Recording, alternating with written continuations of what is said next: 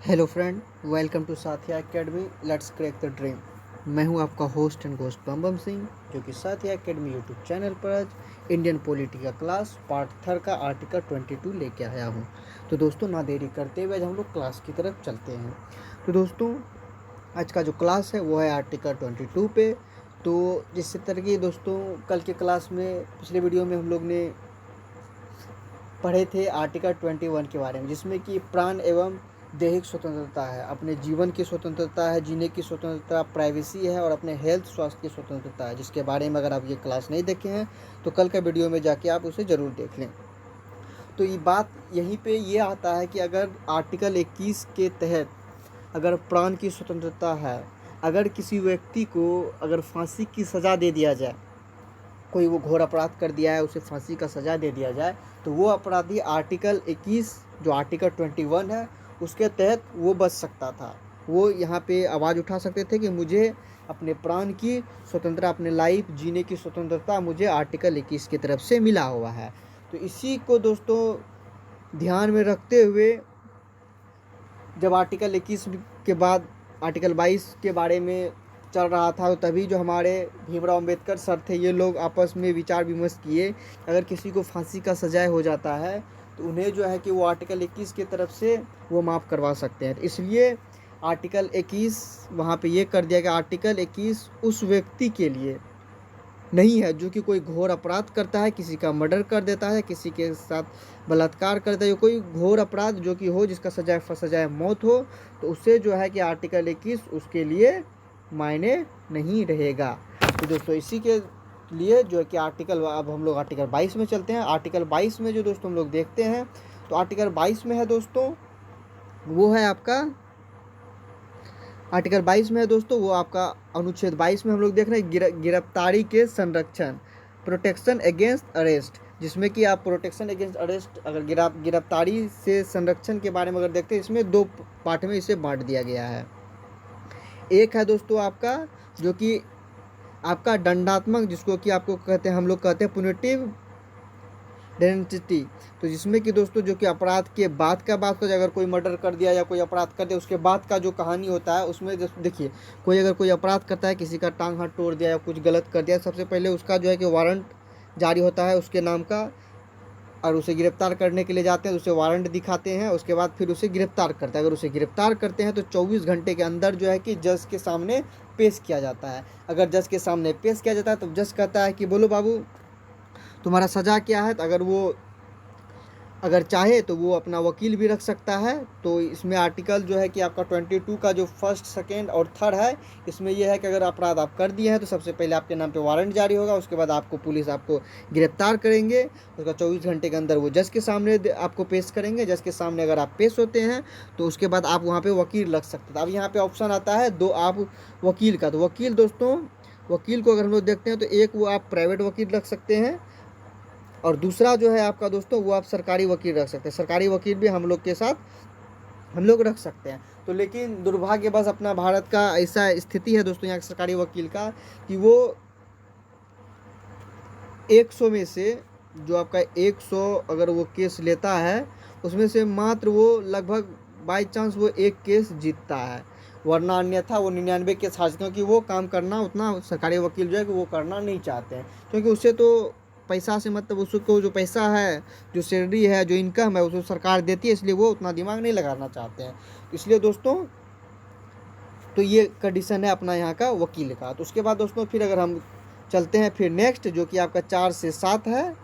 Point 4 4 से 7 है, उसमें दोस्तों सबसे पहला जो हम लोग देखते हैं वो है आपका निवारण निरोध, मतलब अपराध से पहले, प्रिवेंटिव डिटेंसिटी, जिसमें कि आपको कहा जाता है अपराध से पहले अगर देखा जाए तो उसमें आपको बिना वारंट का आपको अरेस्ट कर सकता है, 3 महीना तक आपको उसमें अपना कस्टडी में रख सकता है। जो कि दोस्तों ये जब 1919 ईस्वी में जब रोडेक्ट एक्ट आया था, जब हमारे अंग्रेज रोडेक्ट एक्ट लाए थे, सॉरी इसको थोड़ा सा ऐसे कर लेते हैं, रोडेक्ट एक्ट लाए थे तब का ये था, जो कि अभी भी अपना हम लोग का जो संविधान है इसमें आपका है। अब ये आप कहेगा कि सर जी पहले इसका विरोध था तो फिर अंग्रेज़ का संविधान क्यों? अरे भाई, अपना यहाँ का संविधान ही कुछ ऐसा है जो कि अपने देश के लिए सुरक्षा के लिए यहाँ पे हर एक कानून एक्ट जारी किया जा सकता है। तो रोरेट एक्ट के ही तहत आपका जो आर्टिकल 2 का जो 4 से लेकर 7 ये रोरेट एक्ट के तहत ही आता है कि बिना किसी, जब अंग्रेज़ क्या चाह रहे 1919 में, क्या मतलब बिना कुछ न वारंट न कुछ उसे डायरेक्ट अंदर लेके जा सकते हैं। तो यही दोस्तों आपका रोरेट एक्ट के तहत जो है आपका ये आता है निवारण निरोध, जिसमें हम लोग कहते हैं प्रिवेंटिव, जिसमें कि दोस्तों हम लोग ये देखते हैं कि बिना वारंट का वो आपको गिरफ्तार कर सकते हैं, 3 महीना तक आपका सज़ा, अगर उसके बीच अगर चाहेगा तो फिर 3 महीने से भी आपका जो है कि सज़ा आगे जा सकता है। तो दोस्तों ये था यहाँ का, जिसमें कि दोस्तों हम लोग यहाँ पे देख रहे हैं अनुच्छेद 22 में मैं यहाँ पे नीचे नोट्स भी प्रोवाइड कर दिया हूँ कि कुछ दशाओं में गिरफ्तारी और निरोध संरचना, अगर किसी भी व्यक्ति को मानने के ढंग से हिरासत में लिया गया हो तो उसके 3 प्रकार से होते हैं, जो कि हम पहले आपको बताए थे। हिरासत में लेने का कारण बताना होगा, अरेस्ट जब उसे हम करने जाते हैं अरेस्ट वारंट बताना होगा, उसके बाद फिर आपका 24 दोस्तों सेकेंड पॉइंट है दोस्तों कि 24 घंटे के अंदर सिर्फ आने जाने का जो समय है, जो कि मैं यहाँ पे दिया भी हूँ, आने जाने का समय को छोड़कर उसे दंडाधिकार के समक्ष पेश किया जा सकता है, जिससे हम मजिस्ट्रेट के सामने पेश कर दिया जाता है। उसके बाद उसके अपने मनपसंद वकील के सलाह लेने का अधिकार है, और जिसे कस्टडी में लेते जो अपराध करता है उससे अपना मनपसंद वकील भी रखने का अधिकार है, जो कि मैंने आपको बताया। उसके बाद फिर दोस्तों जो आपका जो सेकेंड पॉइंट जो यहाँ पे आपका है, जो कि मैंने आपको बताया कि निवारण निरोध, जिसमें कि आप जो क्या प्रिवेंटिव डिटेंशन में जो है दोस्तों यहाँ पे देखिए भारतीय संविधान के अनुच्छेद 22 के खंड 3, 4, 5 तथा 6 में तत्संबंधी प्रावधानों को उल्लेख निवारण निरोध कानून के अंतर्गत किसी व्यक्ति को अपराध करने के पूर्व, मतलब जो मैंने आपको बताया कि अपराध करने से पहले ही उसे गिरफ्तार किया जाता है, जिसका कि निवारण निरोध के उद्देश्य व्यक्ति अपना अपराध के लिए दंड देना नहीं बल्कि उसे अपराध करने से रोकना है। मतलब कि उसका जो है कि दोस्तों जो कि पहले जो उसे जो अपराध करने से पहले इसलिए उसे उठा लिया जाता है क्योंकि उसमें ये देखा जाता है कि उसे अपराध करने से बचाना है, ये नहीं कि मतलब उसे अपराध करने दे। तो ये पॉइंट है, और इस निवारण निरोध के लिए राज्य की सुरक्षा लोक व्यवस्था बनाए रखने का भारत के संबंधित कारणों में हो सकता है। तो जिस कोई भी व्यक्ति, जैसे कि हम लोग पॉइंट वाइज लेते हैं, जब हमारे यहाँ पे 370 हटा था तब जो कुछ कश्मीरी नेता थे, ये सब कश्मीरी नेता थे, तो इसे जो है कि दोस्तों क्या कर दिया गया था, तो ये लोग सब कुछ इधर उधर कर रहे थे, भड़क रहे थे, तो इस कुछ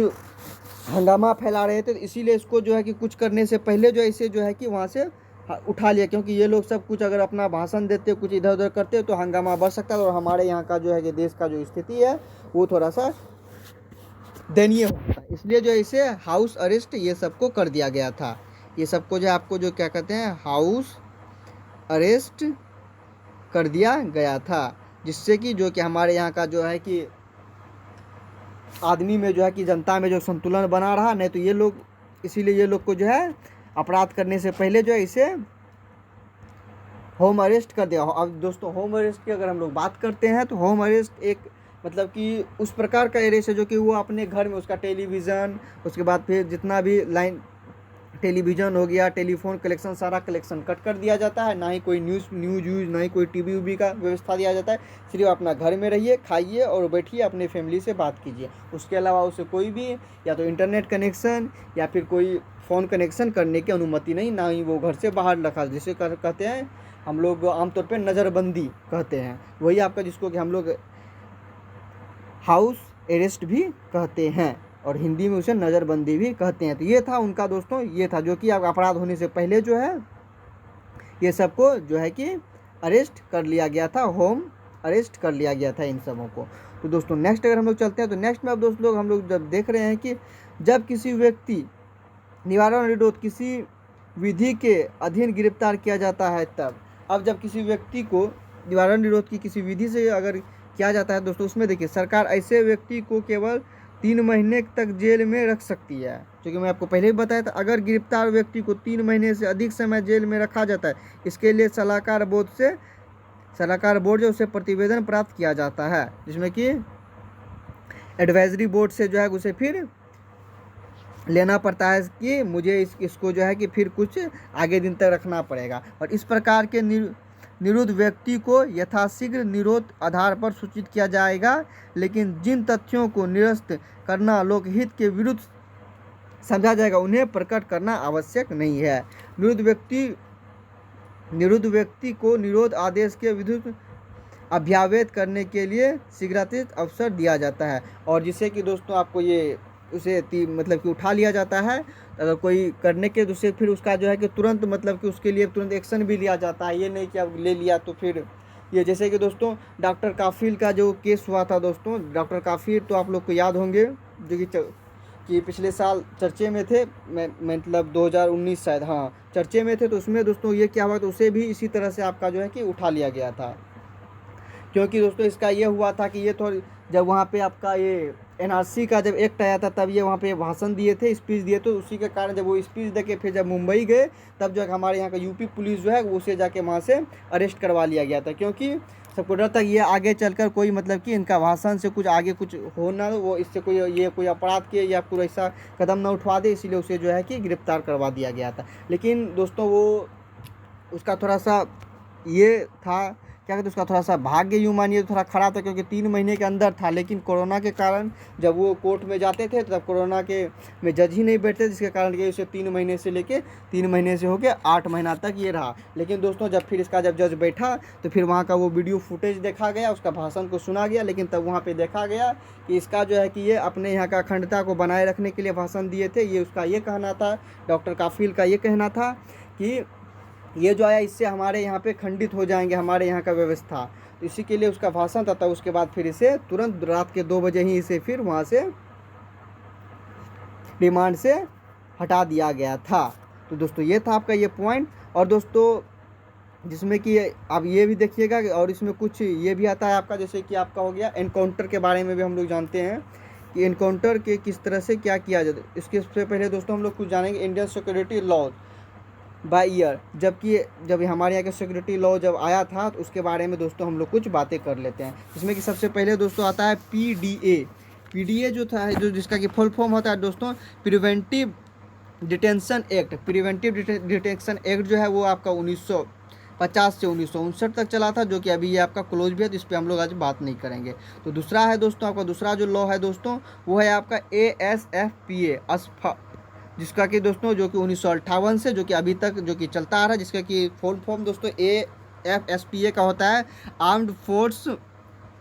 जो कि स्पेशल पावर एक्ट है, armed force special power act है, जो कि आप यहाँ पे भी देख लीजिए दोस्तों ये है। इसमें दोस्तों ये बताया जाता है armed force special power act के तहत दोस्तों ये होता है, जिसमें कि कश्मीर में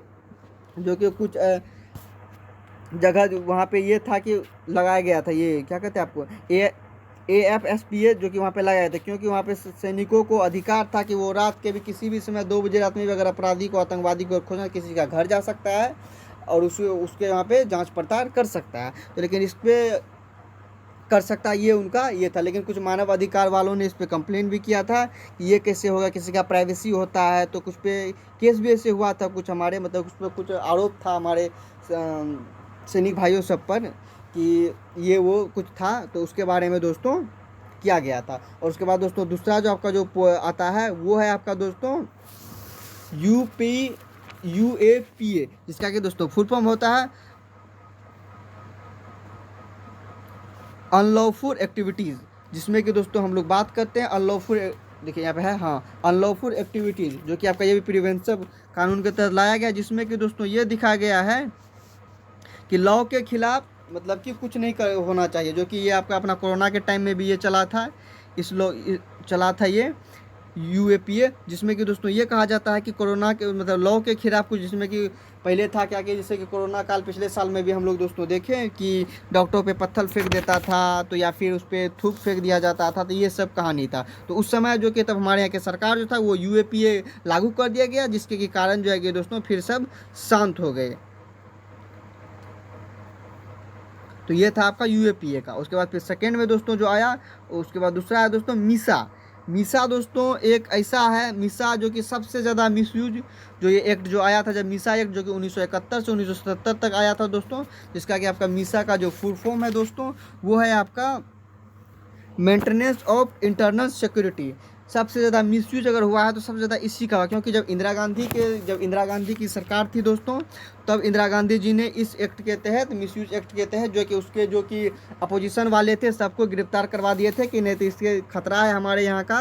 इंटरनल अफेयर, मतलब इंटरनल जो सिक्योरिटी का है वो खतरा है, इसलिए जितना भी था उसका अपोजिशन पार्टी वाले वो सबको अरेस्ट कर दिए थे, जिसके कारण कि उसका फिर इंदिरा गांधी का रास्ता फ्री हो गया था और वो फिर इलेक्शन में अच्छी तरह से अपना जीत हासिल कर सके थे। उसके बाद फिर नेक्स्ट है दोस्तों आपका वो है नशा, NSA, जो कि ये जो है कि दोस्तों ये आपका कोरोना के समय में भी इसे चलाया गया था कि जो अगर इधर उधर देखे उसे जो हमारे कानून के तहत उसे जाके जेल में डाल दो। तो ये दोस्तों 1980 में चालू हुआ, ये कि अभी तक भी चल रहा है। उसके बाद फिर दोस्तों नेक्स्ट आता है आपका वो है आपका टाडा दोस्तों, ये ऐसा है दोस्तों जो कि अगर मानिए तो ये भी आपका 1985 से लेके 1995 तक चला था। और उसके बाद फिर नेक्स्ट जो था दोस्तों आपका वो था 2001 में जो आया था आपका पोटा में दोस्तों कहानी ये था कि पोटा का मानना ये था दोस्तों कि उसमें जो था दोस्तों कि इसमें था कि ये आपका कि हर एक मतलब कि गुजरात, मतलब कि जैसे कि पोटा में पहले पोटा का दोस्तों फुल फॉर्म ये होता है प्रिवेंटिव ऑफ टेररिज्म एक्ट, जिसमें कि दोस्तों आपको हम लोग ये देखा जाता है कि इसको मतलब कि सबसे जो है ये खतरनाक था ये भी, जिसमें कि किसी को अगर आप पे शक होता है तो आप उसे पोटा एक्ट के तहत आप उसे गिरफ्तार कर। लेकिन हद तो दोस्तों उस समय हो गया था जब ये एक्ट, पोटा एक्ट का जो बात करते हैं, जबकि गुजरात में जो है कि एक मात्र 14 साल का बच्चा था, गुजरात में मात्र 14 साल का बच्चा था जिससे कि पुलिस ने अरेस्ट कर लिया था पोटा एक्ट के तहत और उस पर कार्रवाई कर दिया गया था। जो कि हम लोग भी मालूम है कि हमारे यहाँ पे बच्चों को जो अरेस्ट किया अगर जाता 18 साल के बाद अरेस्ट, नहीं तो उसे जो है कि बाल कल्याण में बच्चा जेल में भेज दिया जाता है उसका अच्छा परवरिश होने के लिए। लेकिन दोस्तों वहाँ पे पोटा एक्ट के तहत दोस्तों हमारे यहाँ का जो पुलिस था वो 14 साल के बच्चे को पोटा एक्ट के तहत गिरफ्तार कर दिए गए थे। इसलिए दोस्तों हमारे जो ऐसे मैं पिछले वीडियो में भी दोस्तों आप लोग को अपना यहाँ का कहानी शेयर किया था, अगर आप नहीं वो कहानी देखेंगे अपने यहाँ का भारत का पुलिस का तो एक बार जाकर वहाँ पे आप देख लीजिएगा दोस्तों किस तरह से हमारे यहाँ के भारत का जो पुलिस है किस तरह के हैं, कि पिछले वीडियो में दोस्तों जाके आप देख लीजिएगा। फिर दोस्तों नेक्स्ट आपका पोटा के बाद दोस्तों फिर आता है वो है आपका UAPA, जो कि दोस्तों फिर ये अमेंडमेंट होके आया था, ये तो सिंपल है जो कि मैं आपको बताया था। तो ये था दोस्तों अपने यहाँ का जो है कि इंडियन सिक्योरिटीज़ लॉ, कुछ लॉ आए थे और कुछ चले, जिसमें दोस्तों देख रहे हैं हम पहला जो है आपका ASFPA जो कि अभी तक चल रहा है, UAPA जो कि अभी तक चल रहा है। उसके बाद फिर आपका दूसरा है आपका नशा जो कि कोरोना के टाइम में भी अच्छा खासा यूज हुआ है। उसके बाद ASFPA ये भी अच्छा खासा यूज हुआ है, ये दोनों अभी भी चल रहा है और UAPA ये भी चल रहा है दोस्तों। तो फिर दोस्तों अब हम लोग बात करेंगे, तो दोस्तों हम लोग ने देखे कि किस तरह से आपका कानून जो कि हमारे निवारण निरोध जो कि प्रिवेंटिव डिटेक्शन के तहत था। तो जो उसके बाद फिर दोस्तों अगर हम लोग चलते हैं तो दोस्तों अब देखिए अब आता है यहाँ पे, जबकि हमारे जो ये थे क्या कहते हैं आपका हैदराबाद का जो वो हुआ था रेप का, जो उस समय जो आपका अरेस्ट वारंट के बारे में हम लोग इसके बारे में पढ़ेंगे। उससे पहले दोस्तों हम लोग एक बार यहाँ पे आ जाते हैं। तो कुछ दोस्तों ये तो ऐसे एग्ज़ाम के रूल के मुताबिक तो नहीं है, लेकिन कुछ आपको टेक्निकल ज्ञान भी रहना चाहिए। तो जैसे दोस्तों सबसे पहले आता है आपको, जैसे कोई पुलिस अगर गिरफ्तार करे या कोई चीज़ करता है, सबसे पहले उसका इंट्रोगेशन होता है, पूछताछ होता है। जैसे कि मानिए हमारे गाँव में ही दो आदमी से किसी से लड़ाई हो जाता है, तो उसमें क्या होता है दोस्तों कि पुलिस गया और उस गाँव का जो रहता है उसको क्या कहते हैं हवलदार टाइप का जो रहता है उसके साथ में गया, अरे की करल है एना भाई, चल कोई दिक्कत नहीं है, तो जैसे कि सबसे ज़्यादा गलती से सबसे बगल से पूछ लिया, चलो ठीक है, जो ज़्यादा अपराध किया है अरे तू 5,000 टका दे, और जो कम अपराध किया अरे तुम 2,000 टका दो। उसके बाद फिर एक पिटीशन पे लिखा लेता है कि आगे से ये सब गलती नहीं होना चाहिए। फिर उसके बाद पुलिस चला जाता है, इसे कहते हैं इंट्रोगेशन, पूछताछ कर लिया उसको वहीं पर सोल्व करके चला गया। फिर उसके बाद आता है दोस्तों कस्टडी, जिसको कि हम लोग हिंदी में हिरासत भी कहते हैं, जो कि नॉर्मल मैटर पे अगर कोई मैटर हो गया, लड़ाई झगड़ा हो गया, थोड़ा ज़्यादा हो गया, हाथ टूट गया है, तो उसमें जो है दोस्तों वो आपको पुलिस अगर गया तो वो आपको कस्टडी में ले लेगा। उसके बाद फिर तीसरा आता है दोस्तों अरेस्ट, जो किसको कहते हैं गिरफ्तारी। उसको जो कि सीरियस मैटर, जिसमें कि आपका जो ये हो जाता है, क्या कहते हैं, मर्डर कर देता है, या फिर किसी का पाँव हाथ कुछ इधर उधर कर दिया, कुछ भारी कांड कर दिया है, तो उसको जो है कि अरेस्ट किया कर दिया, जो कि वो सीरियस मैटर में, जो कि उससे कि फिर अरेस्ट करने के बाद 24 घंटा के अंदर जो है कि फिर उसे हमारे जो है कि जज के सामने उसे पेश भी किया जाता है। अब दोस्तों बात आता है कि जज के सामने पेश करने का। तो जैसे कि मानिए किसी को पुलिस पकड़ के लेके गया, जैसे कि मान लीजिए हम लोग यही और हैदराबाद जो हुआ था वहाँ पे कांड जो ये हमारे यहाँ के जो किए थे, जिससे कि इनकाउंटर कर दिया गया था, ये सब का कहानी, इसी पे हम लोग बात करते हैं दोस्तों। तो दोस्तों ये था कि मान लीजिए कि पुलिस ने इसे पकड़ लिया, अरेस्ट कर लिया, कांड इसका बड़ा था तो अरेस्ट ही करेगा, अरेस्ट किया, फिर 24 घंटे के अंदर ये जो है कि वहाँ पे जज के सामने दे देता है। तो जज उसके बाद फिर कहता है अरे ठीक है तुम लोग, मतलब जज जो है कि फिर उसे लेने के बाद उसे जो है ये अपने कस्टडी में रख लेता है, जज जो है कि अपना जुडिशियल कस्टडी में रख लेता है, जेल में रख देता है, क्योंकि जज भी जानता है कि ये उसके पास रहेगा तो ज़्यादा कुटाई उटाई होगा, कि हमारे जो पुलिस हैं वो तो कुटाई करेंगे अपना जानने के लिए, पुलिस रिमांड में जब रहता है तो इसलिए दोस्तों, तो इसमें क्या हुआ कि फिर जज ले लिए, फिर अपन जुडिशियल कस्टडी में ले लेते हैं। फिर उसके बाद जो हमारे जो पुलिस है तो वो फिर जज साहब के पास जाते हैं दूसरा दिन। तो जज साहब कहते हैं कि जज साहब सलाम सर, हाँ तो बोलो, तो कल जो हम जो 4 छोरा को जो दिए थे आपको, 4 लड़का को जो दिए थे, उससे आप हमें दे दीजिए, हम लोग उसके कुछ पूछताछ करेंगे, जांच पड़ताल करेंगे कि कैसे क्या क्या, आप अगर ले लीजिएगा तो हम तो इसके बारे में सबूत पड़ताल जांच उस तो नहीं कर पाएंगे, और हमारे जो जज को चाहिए सबूत चाहिए। तो जज कहता है ओके ठीक है। तो जज जो है फिर वहाँ से एक दरोगा के नाम से एक लेटर जो कि वहाँ पे जेल भेजता है, वहाँ पे जेलर के पास, ये नाम के आदमी जा रहे हैं, रसीद कटवा के गेट पास कटवा के भेजते हैं, ये चारों लड़के को दे देना। फिर ये जो है कि चारों लड़के को फिर लेके पुलिस लेके जाते हैं अपने रिमांड पे। फिर पुलिस जो है उसको 15 दिन का रिमांड पे रखता है, 15 दिन का, लेकिन हमारे जो जज साहब वो मात्र 14 दिन का ही देते, एक दिन छोड़ के 14 दिन के अंदर फिर देना होता है। तो फिर पुलिस अगर लेके जाते हैं फिर उससे जाँच करते हैं, फिर सबूत अगर कोई टुकड़ा मिल गया तो मान लो कि कोई टुकड़ा वहाँ पे जहाँ पे कांड हुआ है, कुछ हुआ है तो वहाँ पे कोई टुकड़ा था, वही मिलाने उलाने के लिए जांच पर्चा ये सब होता है। तो इसी में ये क्या होता है, कुछ जो इनकाउंटर जो दोस्तों ये तीनों का जो है, ऐसे तो इनकाउंटर फेक था, लेकिन जो भी हुआ सही हुआ, ऐसे आदमी को जीना भी नहीं चाहिए हमारे समाज में। लेकिन इनकाउंटर देखिए कैसे होता है, इनकाउंटर में ये है कि अगर कोई जांच पड़ताल के लिए लेके जाया जाता है तो फिर उसमें क्या होता है कि जांच पड़ताल वहाँ कर, अगर वहाँ पे भागने की कोशिश अगर कोई करता है तो फिर उसे इनकाउंटर, पहला गोली कमर से नीचे मारना होता है, फिर दूसरा गोली उसके पीठ पे चलाया जाता है, कमर से ऊपर चलाया जाता है, या फिर सर पे मारा जाता है। तो दोस्तों यही इन लोग के भी साथ हुआ। और दोस्तों सबसे पहली पॉइंट ये भी है दोस्तों कि ये जो है क्या कहते हैं कि भगाया इसलिए जाता है दोस्तों क्योंकि नज़दीक से गोली मारने पे अगर उसका फिर पोस्टमार्टम होगा तो पता चल जाएगा, इसलिए उसे जो है कि पहले भगाया जाता है, फिर एक पाँव में गोली मारा जाता है, फिर उसके बाद एक सर में या फिर शरीर में गोली मारा जाता है। तो दोस्तों जैसे कि हम लोग देखें कि इंट्रोगेशन पहले होता है, पूछताछ हुआ, फिर उसका नॉर्मल मैटर हुआ तो उसे हिरासत कस्टडी में ले लेते हैं, अगर ज़्यादा मैटर उसे अरेस्ट कर लिया जाता है, फिर पुलिस रिमांड में। और उसके बाद हाँ, जब पुलिस जो है कि किसी को जो है कि सर हम आपको इसको जो ला के दिए थे उसको दीजिए, मुझे उससे जाँच पड़ताल करना है, तो 15 दिन के लिए जो है कि पुलिस जो है कि वो उसे पुलिस रिमांड में, हमारे जो जज साहब हैं वो उसे पुलिस रिमांड में दे देते हैं। फिर 15 दिन में वो जांच पड़ताल करके सबूत इकट्ठा करके फिर उसे देते हैं। तो दोस्तों सबसे ये हो जाता है। उसके बाद दोस्तों फिर सबसे जो ये है आपका क्या कहते हैं, महाराष्ट्र का जो एक कानून है, क्रिमिनल कानून जो है माकोमा, उसके तहत दोस्तों ये 15 दिन नहीं, वो आपका पुलिस कस्टडी 1 साल का हो जाता है। महाराष्ट्र का